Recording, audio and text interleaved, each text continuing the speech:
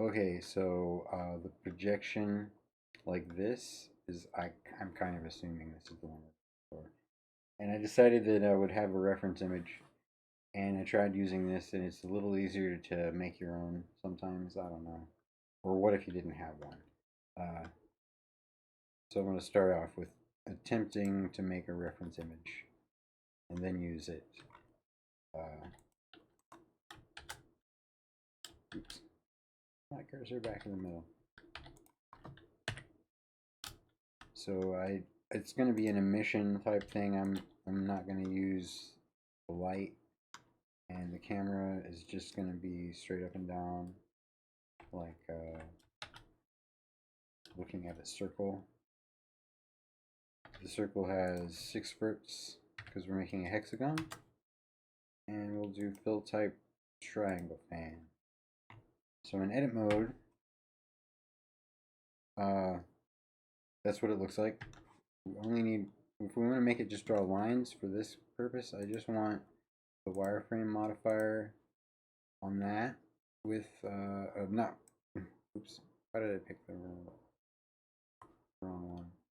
So, so that we've got even thickness on the lines, and the material is just going to be a emission.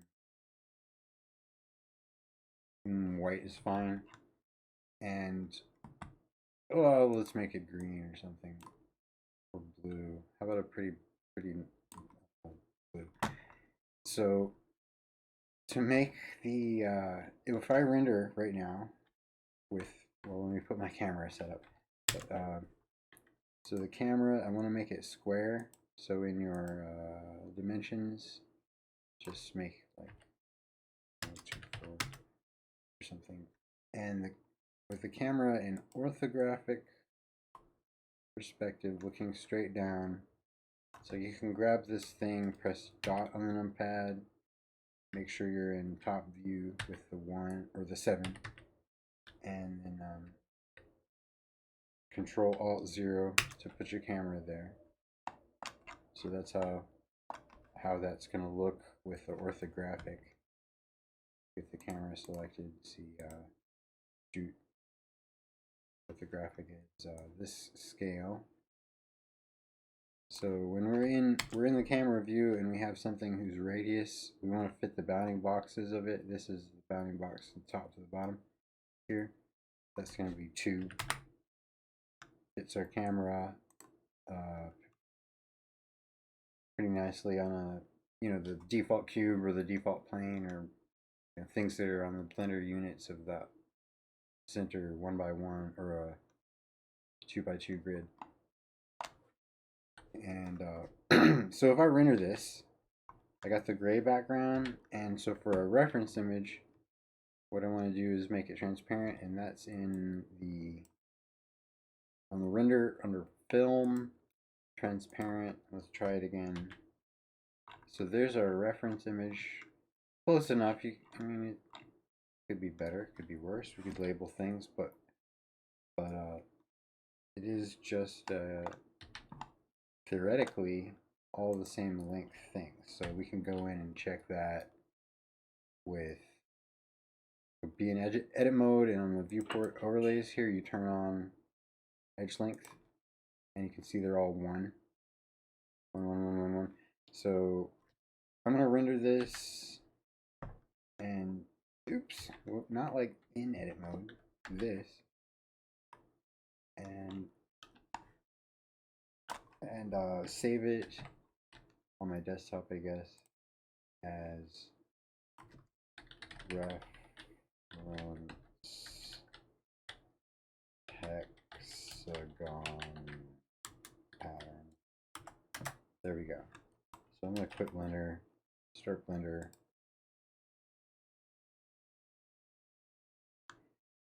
and add my reference. And I want it on the camera because that's what matters in the end. So reference images, add image. Let's open that image. Desktop. This. And now if we're in the camera, we'll see it being stretched, so we want to just say fit or crop, but fit is what we want. And yeah, so you can see the distortion is like we might want to have a different. Let's turn this on and off. So I don't need it right now, but so there's my reference image. Maybe let's put it in front. What do we do? It looks so weird looking at a cube and the hexagon together. It's all distorty. They don't look right. So so here is the key. Let's put our camera on top. And now that reference image is totally not totally anything. But so I could head over to Wikipedia to get the number. It's 35.264. And what Wikipedia has to say about isometric projection is that, like, if we want this image of a cube that we rotate on the vertical axis and then we rotate on the horizontal axis. And it's not 45 degrees on both of them. It's 45 on one and 35.264 on the other. And depending on whether you do the cube and everything in the scene or the camera, which is like the opposite, you switch the order. And I would not claim to even know whether this works, but I'm just trying it out from Wikipedia. And it seemed alright, it seemed close. I didn't have a way to measure, but I didn't yeah, I didn't know how to check it until I had a good reference image and didn't trust my reference the first time. So this one is at least centered. And let's roll that beautiful reference image footage one more time. Here we go. Okay. So if I rotate the camera 45 degrees this way, a type of 45, and then the X is the I'm gonna press period and be in cursor mode, cursor pivot. So RXX is what I want to use. So XX is the first X would be this line, the red one, but we want the camera's local one. We're using the camera's local one. So RXX to rotate around that particular axis we wanted. And we'll try and get our whoops, we're not even in orthographic, and we kind of want to scale something right, maybe. Let's see if getting these corners on our box works. Okay. And RXX. Oh my god. Okay, so what is my angle I'm doing? It's not 35 something something something, it's the other one they were talking about. Like, let's just eyeball it and go 30. Let's go 54.7.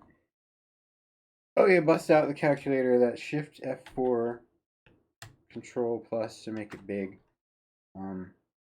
Ooh, Karnak, you're gonna be in the way here, Karnak.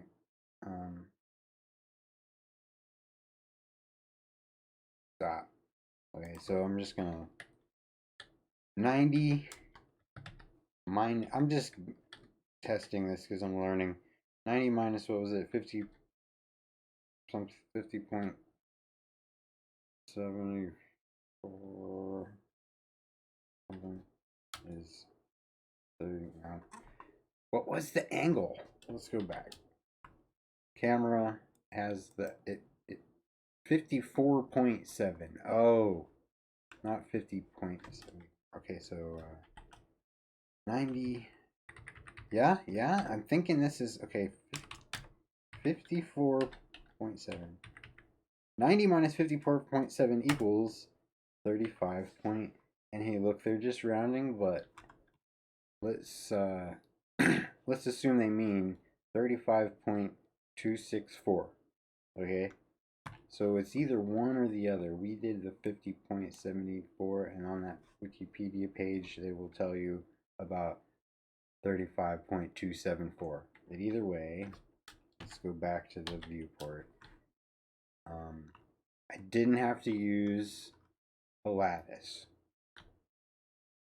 That's good. Because it actually would only make some of the other types of projections helpful. Yeah, like, so now we'll turn off our background image and we'll make our scale more better. And have a plane, S it a bunch. And GZ -1, have a render. What's it look like? Oh, I'm sorry, I need better cycles. Let's go. I don't really have that good of it. So the problem might be it doesn't look. So it looks a little. No, it's fine. I think maybe I'll save this on my desktop. Test. Well, that's not a very good file name. What do I mean?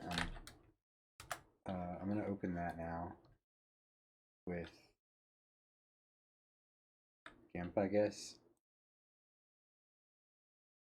just to test it. And I'm just gonna draw a circle somewhere. There's a circle. Okay. Open from the desktop. Yes, that thing. Draw a circle. How's the circle? Alt. No, control. There. Control Shift. There.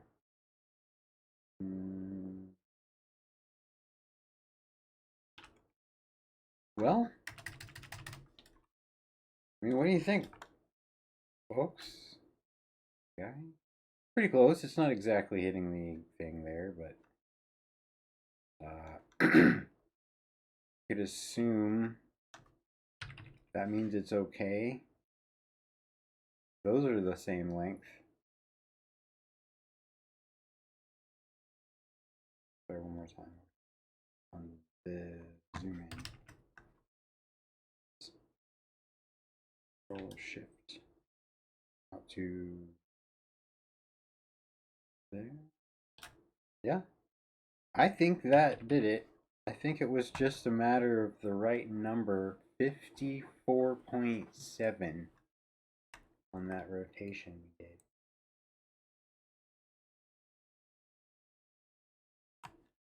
Okay. Well, hopefully that didn't take too long. Let me show you what I mean about the lattice, like just in case. So if you're looking straight down and you don't want to rotate off of that plane, like I say, as if you just want to do something to everything, we can have, let's scatter some cubes around here, different guys here. Oops, no.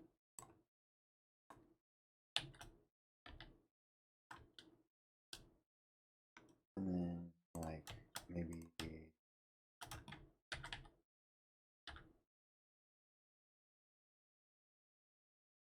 there they are. There's all these random things.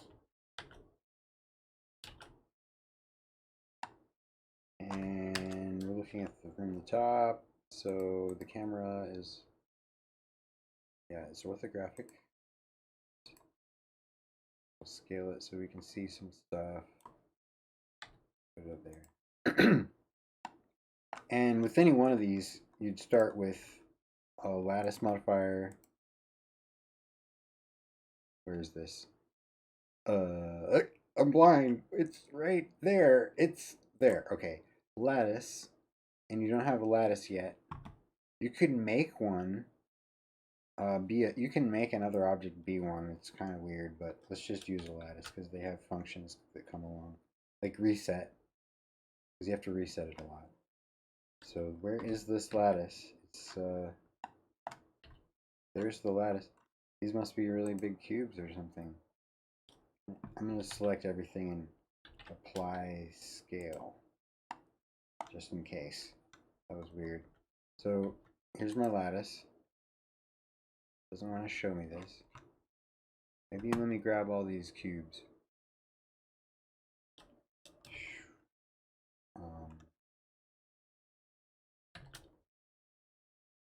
Type, but not the plane.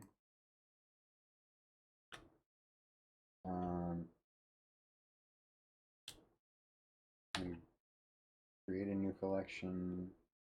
Should be cubes. I think. Let's test.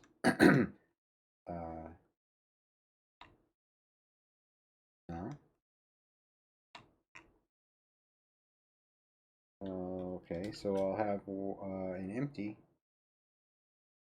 and then I'll tell it select all the cubes. How do I do that?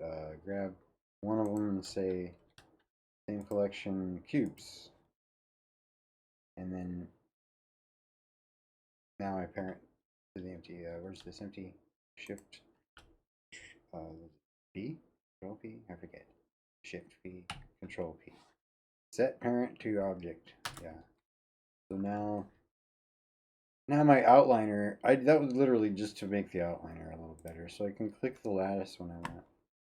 And so here's our lattice. We want, no. In edit mode, you can be over here and see stuff. We definitely want, with a 2x2 lattice, you want to be on linear interpolation for this. It doesn't work quite right otherwise. So all we really got to do is just skew in a direction. And so in edit mode with select all, Control Alt Shift S, and then type like 0.5 or something. Maybe a minus if you want to go the other way.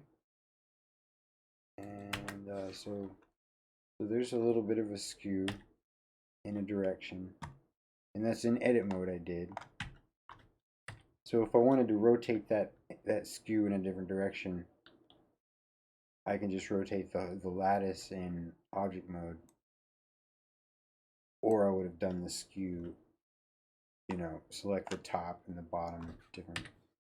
You can just skew from a different axis. So if you want to reset, it's W make regular, or I think in Blender's default Q map you just right click and there's this menu with lattice contacts menu. So make regular is to reset, and select all. So however you want to rotate your view and get it in the right spot, that's what you're going to skew using the view thing. So I'm going to do in the front view and then use the 6 or the 4 to rotate 3 times. And so you can see like diagonally across it, but in orthographic. Control Alt Shift S minus 0.5 or something. I'm just picking a number. So you could figure out exactly the right number. It could be a specific skew that just does what you want to avoid rotating the camera and just look straight top down.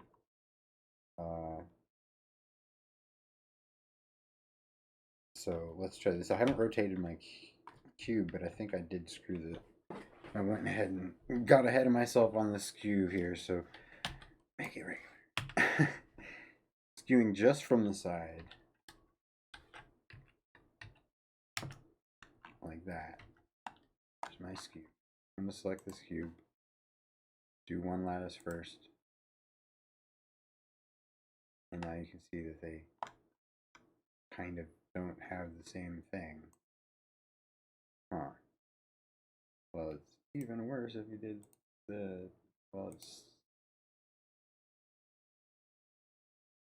don't know what cardinal means. Anyway, linear.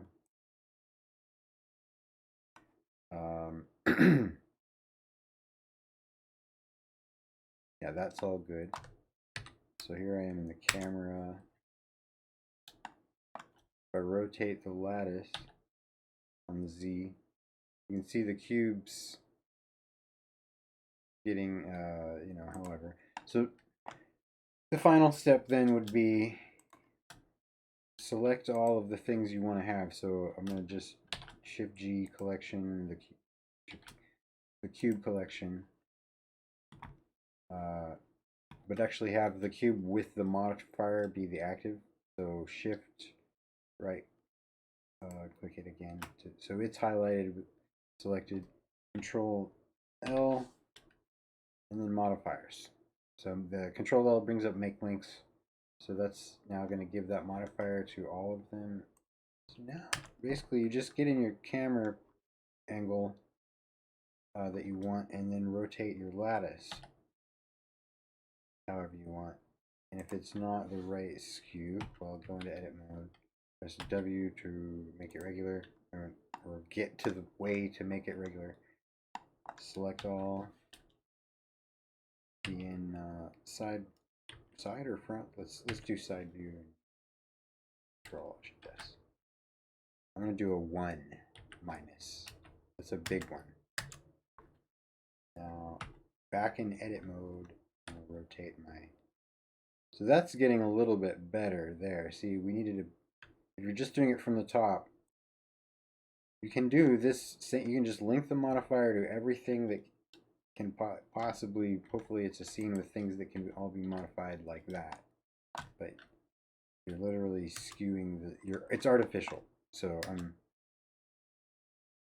I will render and see what it looks.